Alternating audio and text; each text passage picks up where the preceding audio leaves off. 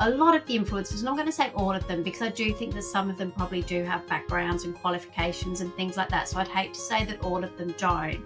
But there is a huge amount of them out there that have no background or qualifications. So make sure that if you're taking advice from somebody, you're going to check the qualifications of the people. So do that online as well. Like, look for the right people and understand what it is out there.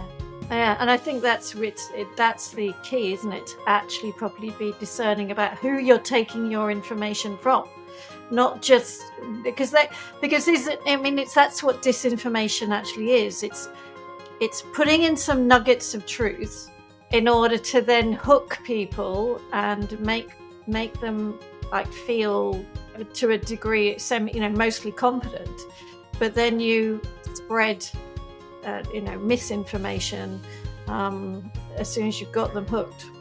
People who are professionally registered, we have to be careful what we say on social media. So if there is someone on social media praising, this cures this, then it's likely they're not professionally registered, because if they were, they can't say those things. And unfortunately, they're the kinds of videos that absolutely get traction in algorithms and then snowball and go viral.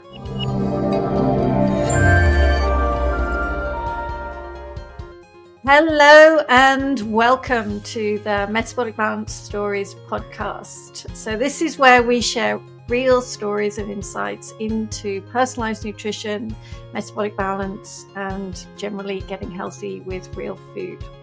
I'm Cherry Wills, I'm your host, and I'm delighted to welcome back the expert panel for Metabolic Balance.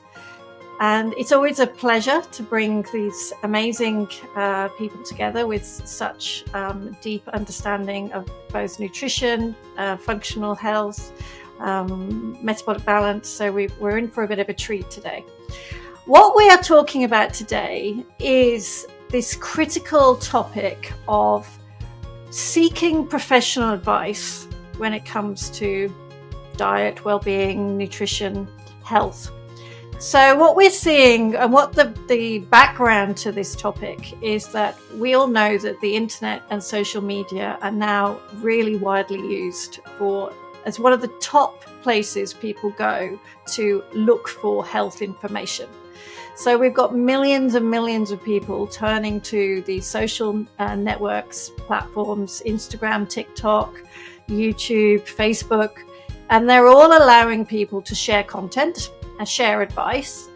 And how does the general public wade their way through all of this information? And how easy is it to understand what's verified, what's misleading? Some of it is harmful. What prompted this topic was that there was a research paper published earlier this year that actually looked at the prevalence of disinformation on social media. So I will share the link to that actual paper in the show notes. So if you want to actually look at that original paper that prompted this idea that for today's topic. But I do want to go straight away to our panel.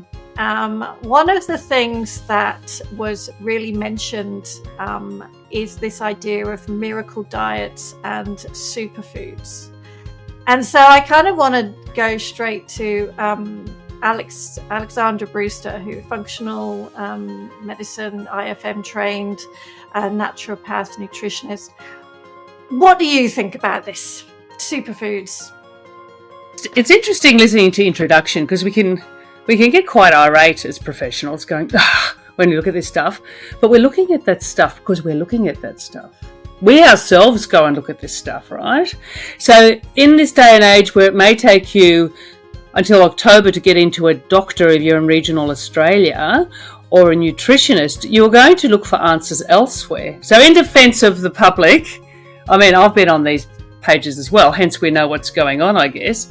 But superfoods is my particular bugbear. We've done the kale smoothies and I'm not vilifying kale, well I actually am a bit, but berries and stuff, and they're not for everybody.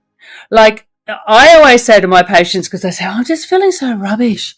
I've been doing spinach smoothies and stuff. And then you find there's a certain chemical in their blood or urine, like oxalates, are way through the roof, or their thyroid's suffering.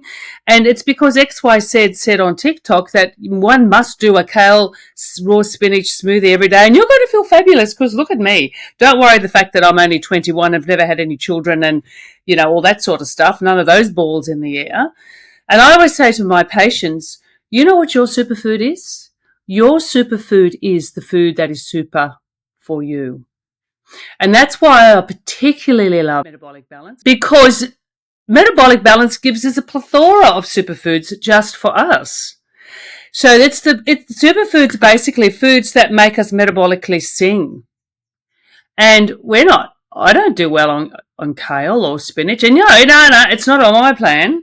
So I do have, and that is such a hashtag Castro. You hashtag superfoods and you are inundated. But it brings back this idea that everybody is the same, isn't it? I mean, what works for one person, if you feel fabulous by having something for a short period of time, this means I must have it for the rest of my life and everybody else in the world should do exactly the same, which it just does not make sense in any way. It's like a 21-year-old advertising wrinkle cream, isn't it? There is something about that, isn't it? Yeah. I think some of the radical diets that are promoted on social media, like the promotion of carnivore diet, is that evangelistic approach that this is going to fix everybody and everything. And there's absolutely no discussion about individuals' DNA or SNPs that they may have, or that they've got a family history of cardiovascular disease, or they're an ApoE4 carrier, and therefore high saturated fats is not recommended for them. And you can, once you start clicking on the video, obviously just more and more and more comes. So you end up with this skewed view that you think everyone is actually doing this and it is right for everyone. But if you clicked on a superfood video, like Alex just said, you'd go down that rabbit hole and you'd think that superfoods is going to cure every ailment I've got, and whatever else it is, the sugar queens and all that sort of stuff. So yeah, people get so confused, and there is not exactly what Alex said. There's not one thing that's right for every single person, probably except drinking filtered water. We can probably all agree on that, but the rest of it's up for individualization. And this this attitude of, it worked for me, so I'm going to tell you how to do it and it'll work for you. I've seen personal circumstances of that just being so wrong. I remember a client years ago went to a personal trainer who, has quite a bit of knowledge about food, but that trainer had an incredibly high metabolism. So this lady wanted to lose weight. So she said, oh, no, I'll do a food plan for you. So she wrote out basically what she ate. This girl had been living on 2 cups of coffee and 1 meal a day. So when she started to eat what the trainer ate, she gained 7 kilos and got acne. And she was like, oh my God, what's wrong? I'm doing everything right. And there was so many more calories than her body had for decades, that her body didn't know what to do with all of this carbohydrate, and even though it was good stuff, brown rice and organic sourdough and all that stuff, she had a very poor metabolism. So then we stripped that all back and changed her 2 black coffees to some healthier options, and it all came off again. And I think people watching things online can be exactly like that. They just think, I'm doing what they said and it's not working, so what's wrong with me? And there's nothing wrong with you. It's just that wasn't the right thing for you. Yeah, I just did a quick Google on superfood. What is a superfood? And it's actually interesting. On the first few websites that come up, it says a superfood is a marketing term. No way. I love it. Which, yeah, like that's what it says. And it talks about the fact, and then there's another part that says the term is not commonly used by experts, dietitians, and nutrition scientists. So, like, yeah, I say to my clients, like, when we're talking superfood, anything that's not labeled a superfood, chances are it's a superfood. Like, if you've got to label something and tell someone it's a superfood, Yeah, it's got to be that, like an apple. Why is an apple not labeled a superfood? It's just an apple, but it can be super for the right people. So Yeah, an aisle in the supermarket, just like superfoods. Opens a can of worms, though, does it not? Yeah. But I think this is just as every real food that actually can be, broken down, metabolized, used to nourish the cells of the body. Well, that's real superfood, isn't it? And it shouldn't just be that we get focused on one particular thing. What your great-grandmother times ate at pre-industrial revolution is pretty much all a superfood. That's really, really right. Like what you're genetically actually designed to digest, process, and use. And the epigenetics will tell you, where your ancestors came from and what you've been genetically designed to eat. You can usually actually determine that from what you know about your family. You don't even have to do genetics. It's really sitting just two generations back, sitting right there and available to you. That's a really interesting point, because I think a lot of the time we kind of try to, just go with people go with the latest fad, but not just recognize at all where their actual, genetics and where their needs truly lie. And it's coconut and soy come to mind. I'm not, I've got not one iota of Polynesian in me. I have no one iota of Japanese or Asian in me. So my German great-great-great-great-great-grandmother wouldn't have even recognized what, and ironically, I wasn't given any of that, an MB, but I was given butter, or ghee. Yeah. Ghee. Yeah. I think a lot of this advice is very linear. It's like black and white. Do this, get this result, which a lot of the advice isn't necessarily wrong per se either, right? Like it's not that this food has this compound which does this, but there are so many other variables that aren't taken into consideration when you create that cause and effect equation. And as people, we all have these variables in our biochemistry, but also in the environments around us, in our stress levels, in all those balls we juggle, that absolutely impact how your body uses the food that you put in your mouth. So I think that's where there's a nuanced sort of expertise that comes with being able to talk to someone and then go, right, blueberries are amazing, but perhaps the polyphenols in that are going to annoy your microbiome today, and that's why it stirs up your skin. Like, there's just all these variables that we have to think about, which is why we do degrees, to do what we do. Yeah. I think one of the things that I see a lot of the time when people are talking about, superfoods or what everybody needs to do, like the fad diets. I mean, we don't want to particularly, pick too many of the, there's so many different diets, but things like the carnivore diet or even the low FODMAP diet. The low FODMAP diet's got great amounts of research, but actually it's still not right for everybody. It's still hard. And it should be short term. They're all too restrictive. They're so restrictive. But one of the things that I often think about is that when people are talking about this from a not so much of a strong education background, they come at it from a very high degree of certainty because it worked for them. Therefore, they are 100% certain that they are saying exactly the right thing. And that is what a lot of people latch onto. Is it not? I mean, people love that idea. Whereas when you're coming from a professional, experienced practitioner point of view, you know that there is none of that real certainty out there until you start working. Aralina, would you kind of come in with this? Because it also talks about the overwhelm of people trying to work out stuff for themselves as well, doesn't it? I actually think that health anxiety is at an all-time high. And I see it walk into my clinic on a daily basis. And it really is often driven by consumption of social media and the overwhelm and overload of the contradictory advice that we find there. And the fact that as a consumer, you do not have the education to assess the validity of the advice and also the suitability for your personal body, life, health conditions. And one of the key advisory things that I do as a naturopath is tell people to delete social media from their phones to limit access. And I have even done like health advice detoxes, like regularly with clients, where I'm like, just unfollow all of them. Stop consuming health advice that isn't relevant to you. It's not creating health.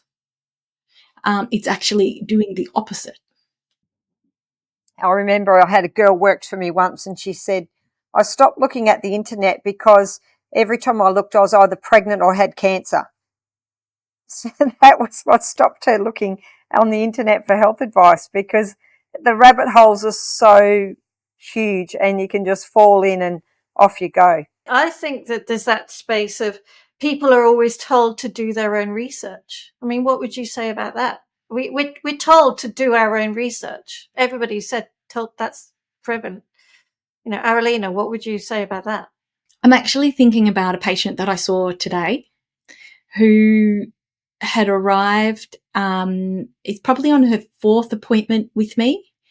And I have a very strategic way of evaluating people where I'm taking notes of exactly what's going on. What are we doing and exactly what are the outcomes? And when people go through this process with a professional, I'm sure that my way is not unique. It's, you know, I learnt it at university. When you go through a process with a professional to help you actually work out what is it that's going on, what do I need to do about it, what do I need to eat, how should I approach my health? It's a systematic approach. And I take really detailed notes so that when they come back and sit in front of me, I'm able to ask them, so what's happened here and what's the outcome and where are we in this process? And this is a patient that I've identified with health anxiety. And what she actually reported on the 4th visit is she's like, yeah, it is in fact working. What we're doing is working. But on the 3 previous appointments, she'd reported back that what she was doing hadn't worked. However, when I actually got into the notes and started asking her exactly what was going on and comparing them to what she'd said last time, what I was doing was working.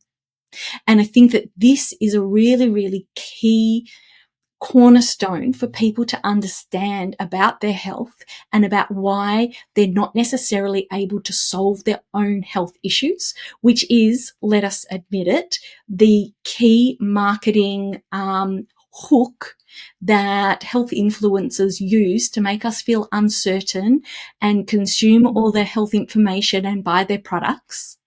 Health uncertainty, information overload, and also an inability, because when not everybody has 4 years of training in how to be a health professional, or 6 years, or however many years. This panel has many, many more years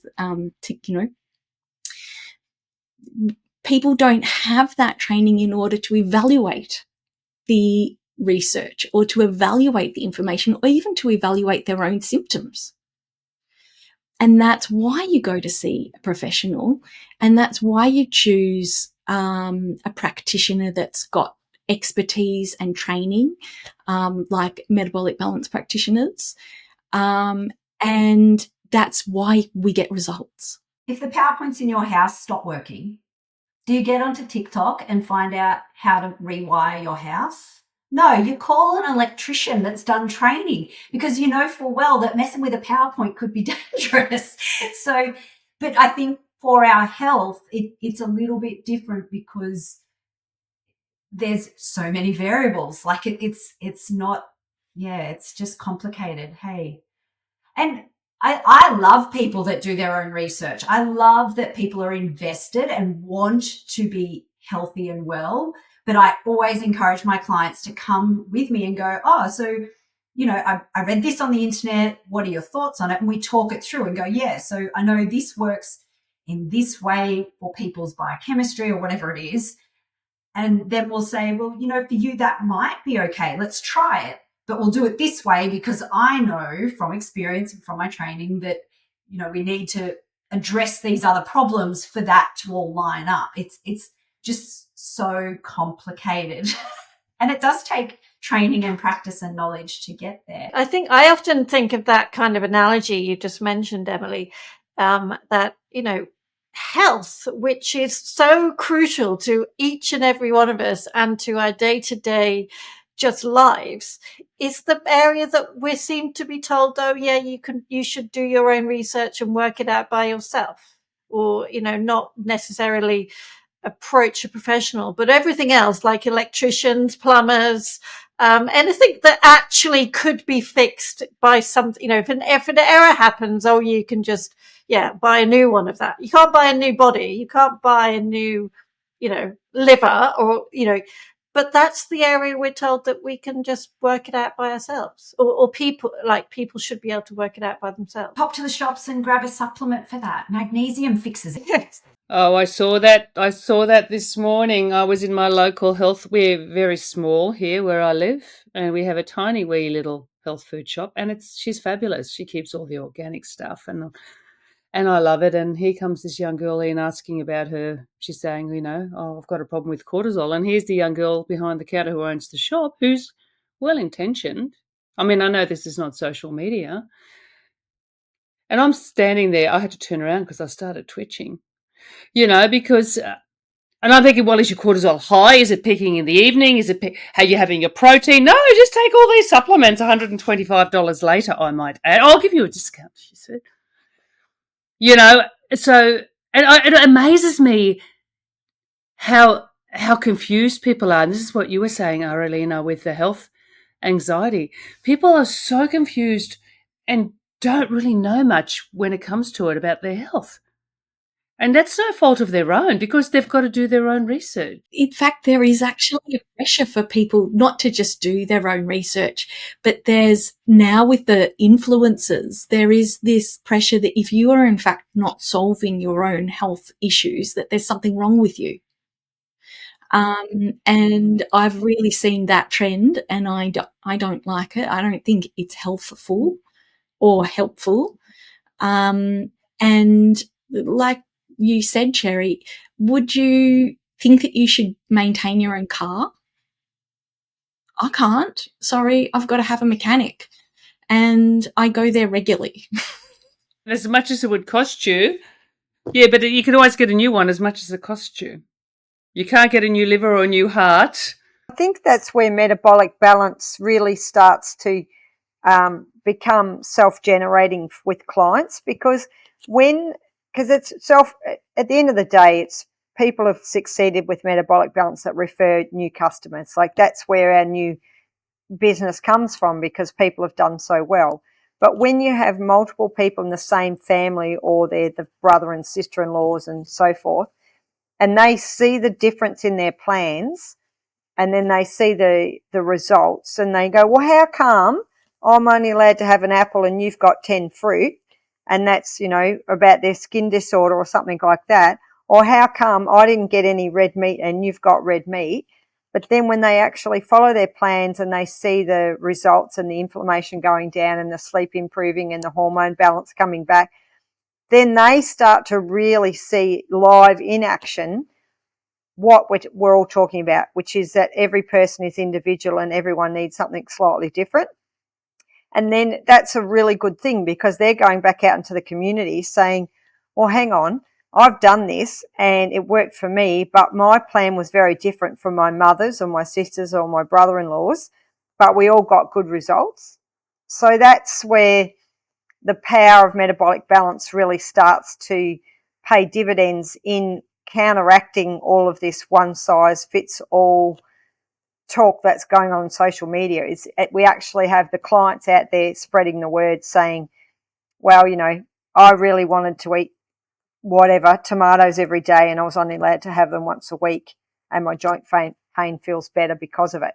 So we've got a great tool to help undo some of this confusion that people have. But I think Aralina's right about health anxiety is going at warp speed, and it's across all age groups. Young men, young women, young mothers, like once they get, if they've been really busy in a career and then they're home with their firstborn and they've got a lot more time that's, what do we delineate the time as? But they seem to, that's a really critical period where they start to unravel and become concerned about lots of things that they weren't worrying about. So I think we've just got to, as health professionals, get this message out more and more and more that you are an individual. There are ways of working out what's right for you. Pick someone that you've established a relationship with and then stick with them. Don't go for 2 appointments and then say, oh, no, I've actually seen this thing online. I'm going to do that for a month. And I have that too. Sometimes people say, oh, I've signed up to a 28-day challenge. And I'm like, well, hang on. I thought we were going to do this for a month, but they've, the attention span and off they've gone on to something else. So we've just got to keep reinforcing the message. Yeah, reinforcing. I refer to that as shiny new solution syndrome. It's that idea that there's, oh yes, I've just seen something new now. Oh, that this will work. And actually we just need, you just need that consistency. You just need to actually give something a real go that's that real natural, normal foundation to it. And I think that's the bit that I kind of often wish we could get across a little bit more about MB. It's just great normal food that is just going to give some results. But Heather, you touched on something quite interesting there that I kind of wanted to maybe unpack a little bit more, is that as health professionals, we need to be more vocal. We need to bring the message out louder. But actually, we are also can't necessarily do that in the same way an unqualified person can do. Because really, at the moment, anybody can go onto a social media platform, create a video, sing loud and clear, any old thing. They could have no foundation in any real truth to it, but they can shout it loudly. We are professionally registered. We have our indemnity insurance. We have our associations that we have to adhere to, the good standards of practice and etc. like that. So we have to be a lot more research based and be using the language that is really accurate and not make such wild claims. So, I mean, Emily, you're very aware of this aspect, aren't you? Yeah, one thing that I have spoken with lots of different health professionals across different sort of modalities and things. And what is tricky is that people who are professionally registered, we have to be careful what we say on social media. So if there is someone on social media praising, this cures this, then it's likely they're not professionally registered, because if they were, they can't say those things. And unfortunately, they're the kinds of videos that absolutely get traction in algorithms and then snowball and go viral. But the content that we can share, because of the way we have to talk about certain cause and effect and, things working or not working, it's boring because everyone's different. So there is no magic pill, and none of us will talk about a magic pill figuratively or, metaphorically, because there is none. So it's really complex because, we can't just get on there and go, we can cure diabetes, because the fact of the matter is you can't. And there is no cure. There are lots of things we can do to support your body to work in a different way, which changes symptoms. Manage and change things. So it's not an issue, but it's not cure. Yeah. It's not miracle cures. Yeah. But they're the ones that get the viewer value. And then the traction starts. And unfortunately, that's the stuff that then gets shown to a lot of people. And it's sort of the same with AI. AI is amazing. It can do some really amazing things, but it's only as good as the prompt you give it and the information it's drawing on. And so if all the information it's drawing on is that saturated fats are bad, well, then it's going to tell you that. Now, saturated fats are bad in certain situations, but there's certain saturated fats that actually are very health promoting. So it's complicated. Yeah. And again, disseminating that information, it's just not as easy and straightforward to understand, well, what's misinformation and what's real. Karen, though, I know I want to bring you into the discussion at this point, because you're a fan of TikTok, aren't you? Huge fan. So, because it's a really interesting point that we were talking about before we actually came on air, but because there's a lot of positives about the health information that is also available, and I think we've got to bring that balanced view into this, because it is actually good news that more and more people are aware that their food makes a difference, that health can be something that you can actually be proactive, engage with, and make a difference with. Yeah, definitely. Look, I love TikTok. So for the people listening, it is mainly to find restaurants and to book my holidays, and probably look at crazy animal videos. It is not to obtain any health information. But there's a couple ways I look at it. One, it's not going away. So it's going to be there, and it is going to keep growing. And part of my concern is that AI is going to actually start posting. So we're not only going to see the influencers posting, we're going to see AI posting as well. It is great in the sense that, and I say this with caution, it has raised awareness that people would never have got to before. So more people are questioning health, more people are seeking advice, not necessarily the best advice, but they're looking for things. They want solutions. They want change. What I think needs to come into this is the regulation. There's got to be some form of regulation that comes in. And I don't know when this will come in, not only with social media, but with AI, with all of these things. And it's going to be up to these big companies and governments to start legislating what can and can't actually happen on these platforms. But unfortunately, doing that doesn't make money. So we're really in this kind of area. So what I tend to do with a lot of my clients, and don't get me wrong, I certainly do with certain clients, tell them to turn their devices off, tell them to detox, tell them to get rid of it, tell them to stop searching for things. But what I also do is kind of educate them on what's actually on there as well. Like educate them on the things that we have been talking about. I truly believe that pretty much if anyone's on there making a health claim, if any food has a health claim on it, if any food is classed as a superfood, it's probably not. Because if you've got to tell somebody it is in that public forum, I kind of question all of those sort of things. So it's kind of then coming back and going, okay, if you're searching for things, question them, answer them. And then if they come to me and they go, I have seen this, I want to do this, I actually go back and go, why? Why do you want to do this? And I get them to explain to me what they're searching for as well. So it's kind of changing it around and going, don't necessarily disregard it, but work out how we can use it.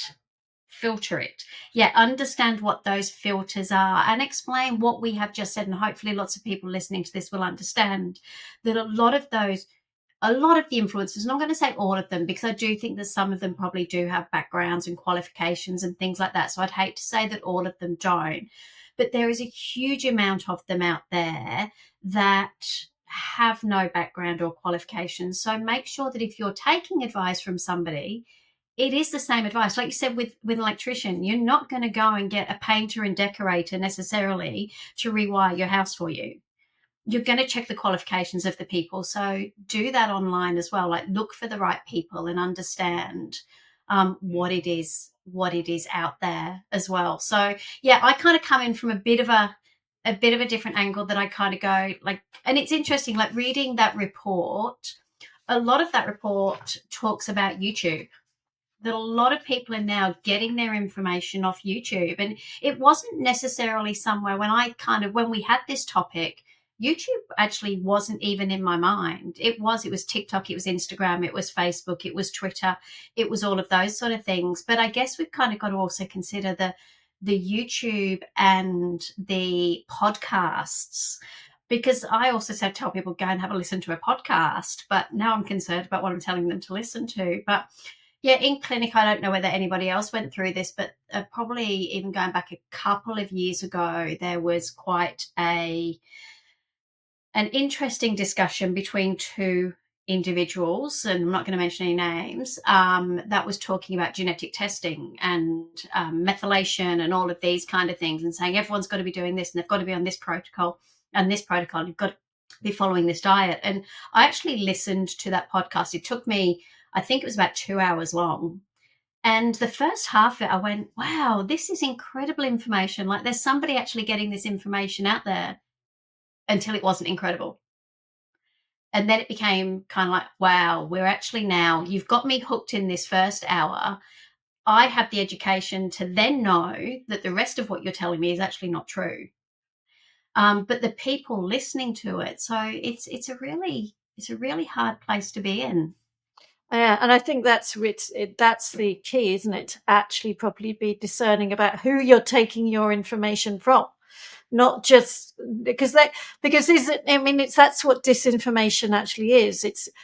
It's putting in some nuggets of truth in order to then hook people and make them like feel to a degree mostly confident, but then you spread misinformation as soon as you've got them hooked. I think that's really the consumerism, like that health has become a consumer product and people are making a lot of money out of it.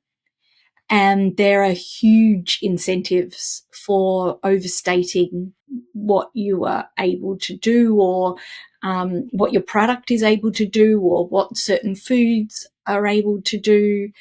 There's massive incentive. And I think that really people need to be wise to that, the consumerism, that it's not free information that they're receiving. It's laced with hooks and links and a whole lot of that sort of complex consumerism that we face now. I mean, it just strikes me, somebody could be listening to this podcast now and thinking that, we talk about the Metabolic Balance program, and you could argue this is something that is also for people to buy and consume. I suppose who would just share, the difference that MB is, because I always look at MB as education. It's the education of just learning your food, and then that note food, and you don't need to buy anything else. That's what I was about to say. I was going to say that I find MB to be the opposite of consumerism, because the reason I became a metabolic balance practitioner was that I noticed that as a naturopath that I wasn't able to always graduate my clients, like that sometimes they became long-term dependent upon my regular appointments with me, and that they weren't graduating. And for me, that is a type of consumerism. So I started searching for a solution to that, and I found Metabolic Balance. And what I discovered was that if I was able to really teach people around listening to their body, resetting their metabolism, and eating the food that was ideal for their body, that a lot of what I needed to do naturopathically actually fell away, and we'd be left with one or two key problems that were much more fully resolved, and that people then graduated. Graduation might not mean that they never see me, but they don't need to see me regularly. And I've now got many, many, many clients, and I'm sure everybody on this podcast does, who have moved from seeing them needing a lot of support to doing metabolic balance and not needing support. And the way I describe it is, if your car needed a major service, what would you do? Would you take it in for the major service, or would you just go every month and have one little thing done? And what would it cost you to do it that way? To have one little thing done every month? Like, would your car ever be repaired and on the road and running properly? So for me, I find metabolic balance is the opposite of consumerism. It's very empowering for our clients, metabolic balance, because it, whereas a lot of these, you get on, they watch a YouTube thing and then they think, oh my goodness, I'm doing it all wrong. And then they watch something else and they're going, well, is that the right one? But with metabolic balance, you can say, because there's so much science behind it, let's not forget the science behind our wonderful program, that we can make it so bespoke for everyone. And then they've got this ultimately quite simple eating plan that's basic real food. And they go, yeah, I can do this. And all of a sudden I feel fabulous. And I can remember when I first discovered metabolic balance, which took me a lot longer than I should have. Hey, Cherry, just quietly. And I thought, wow, I can remember racing into my receptionist at the time and going, I've got the answer. I've got the answer now for each and every one of these patients who, as Aralina said, just have that little tail end of somethingness. So I find it makes our clients very empowered. And I think if you're talking about dollars spent, metabolic balance there's an outlay at the start, but people save all of that and more just by using simple home cooked meals and catering for themselves and not going out as often and not having morning and afternoon teas in a cafe that costs $15 each time. So the cost effectiveness declares itself, I think, within about 4 to 6 weeks. They'd be at break even, but feeling better and having a powerful tool to do that. I had a client recently, she's in South Australia. She went to Victoria for a 70th and a funeral, and she was in her first 3 weeks. She packed all of her meals in an esky in the car and took them on a road trip and didn't eat anything at the wake or anything at the 70th because she was committed to staying on plan. So just that weekend, she would have saved considerable amount of money on eating out and buying breakfast every day that she was away, etc. So it's, whilst the long-term stuff is there that Aralina was saying, it's also economically cost neutral at worst, I think, if not cost beneficial. And they stick to their plans because they feel so amazingly awesome. Let's not forget that little bit. Because your client, Heather, probably was loath to go, oh, gosh, I can remember how I felt, and I'm going to have this weekend away. I want to feel all sort of rubbish again. Ironically, this lady was doing it for alkalizing spondylitis, and all of her pain went by day 5. And she's had incredible results. So, it wasn't about weight loss. It wasn't about anything else. It was just like wanting to get that pain down and reduce the pharmaceuticals that she was needing to suppress that pain. The pharmaceuticals and the supplements. I think we've all sort of noticed how much we can really reduce supplements. I mean, we've all got our individual snips and stuff that mean some of us do feel better on certain supplements, right? But I think we've all sort of noticed how we can go, yeah, cool, don't need that one, save $100 there, $100 there. And then the doctors take care of medicines and things, but we've all had clients who've just been able to pull back on all of those other things that they've had to do because they're eating well, which then means they move better, they sleep better, their brain works better. I think as well, we've obviously talked a lot about social media and nutrition advice and things like that, and I'm sure it's a whole other conversation. But the scary thing is the supplementation that a lot of these people, they're not only giving diet advice, they're giving supplement advice. And then a lot of these supplements are not coming from Australia, they're coming from overseas, and they're not regulated as well. And that can make people feel terrible, like absolutely terrible. So It's that strange idea as well that, oh, it's a supplement, therefore it's okay. It's I can self-prescribe it without any issue, and you really can't. You can at sort of best case, it's going to just be that you waste your money. But at worst case, it is actually that you could cause some real problems. Yeah, lead poisoning being one of them. Like lead poison, it's not minor, the problems that can be created, and that's well documented that a lot of supplements are laced with lead. I did part of my master's on that. Yeah, horrendous. But even when you just buy great quality supplements, though, you can still cause problems by actually having overload of nutrients. Correct. Or competing, yeah, that very fine balance between minerals. If you are overloading on too much, even too much magnesium or too much calcium or too much iron, you are shifting the delicate mineral balance that we need. And that's why metabolic balance is great. Metabolic balance is that foundation. Like I always say to my clients, like your food is your foundation. Let's get your food right. Let's get your nutrients right. Let's get your vitamins right, all from your food. And then we supplement on top. We don't replace.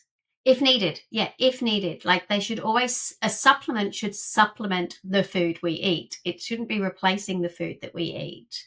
And there's certain circumstances where you need sort of different supplements. But yeah, I think that's this benefit of metabolic balance as the superfood diet. No, I'm not going to call it that. But all of the foods are just incredible superfoods for that person. Yeah, but alongside the actual professional advice that each person needs, with MB being only from practitioners, that is really saying the importance of what the whole, the founders of MB always said.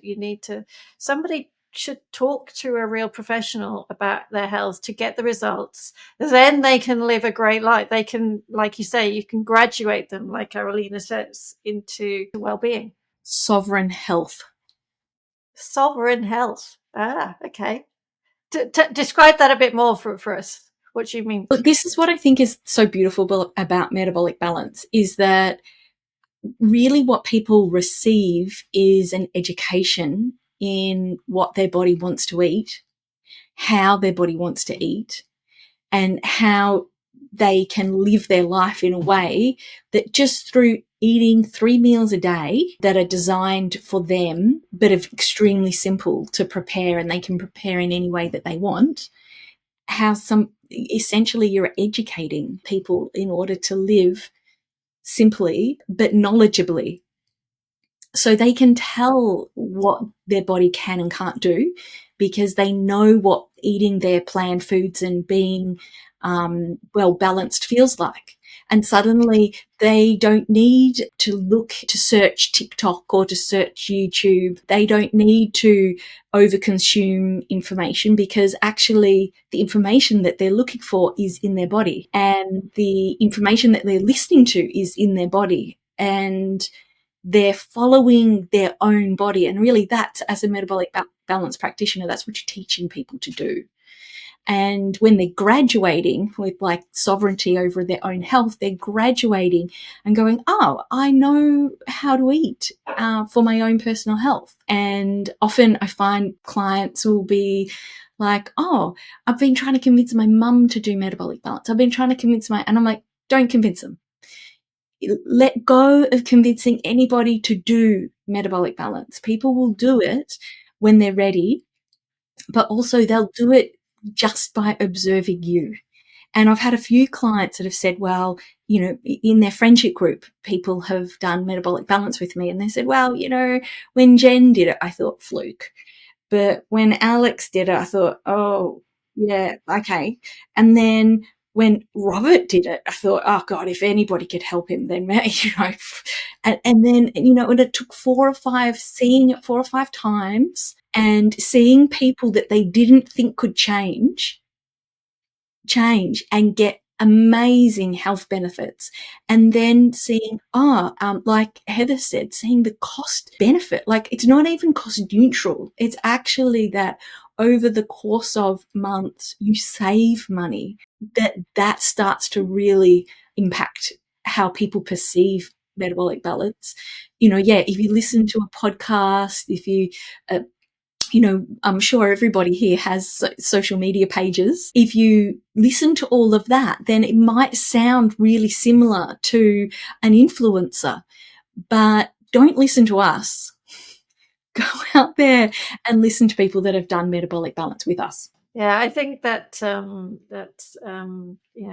nice, fantastic summary, really, from where to draw this podcast to a close, because it is about taking the pressure off people from trying to discern misinformation and disinformation out there, bring it back to really what's right for you as an individual, with taking that pressure off. Fortunately, we've got to say, we've got, social media and the social networks, they're here to stay, aren't they? They're just going to get bigger and bolder but if we can just start that real thread of conversation that says, be discerning with what you're actually really listening to, and make sure that who you're paying attention to is worthy of your attention, and they're not just trying to, either get your money. Because that was the other thing I was going to say, what I was thinking, actually. Health, whether it's ill health or good health, it's a massive consumerist industry, is it not? People want you either to stay ill, we want people, because that's a place where people will spend a hell of a lot of money, or they're going to try and sell you endless products to keep you, always needing more, kind of thing. Yeah. And who would have thought food could do it all, hey? Exactly. Well, it's only been doing it for, since our, evolution. That's what food has been doing, keeping us healthy for all this time. But no, in the last 10 years or so, suddenly it's now the fad diets and all that kind of stuff. And do you think that as we evolve with social media and AI, people will go back to the professionals because they're not getting the answers? Because I have a feeling there's room for that as well. Not everybody, but because we get these people all the time, they go, oh, I've tried XYZ, I've been on her page, I've done whatever, but I want to be truly well. I just hope so, to be honest, because I'm thinking of a few clients that I've definitely had over the years who you can see the overwhelm when they come in, just the overwhelm of, I don't know what to do anymore. I've listened to so many different things and nothing has really worked. I don't know what to do. And often I will just say, look, just let this now be my job. You just go away and watch cat videos or dog videos on social media. Drink your water, watch your cat videos, maybe plan a next holiday. Look at your holiday TikToks, but leave the health bit to me and I will just do that bit for you. And actually the relief can also really come like, oh, I don't have to think about this. Just let that be my job. And that's what I love about, talking to a professional means that you can just say, okay, they've got it. And I'll just read my book or watch my, cat videos. I think you can tell what I quite like to watch on social media. I'm a bit of a cat video fan.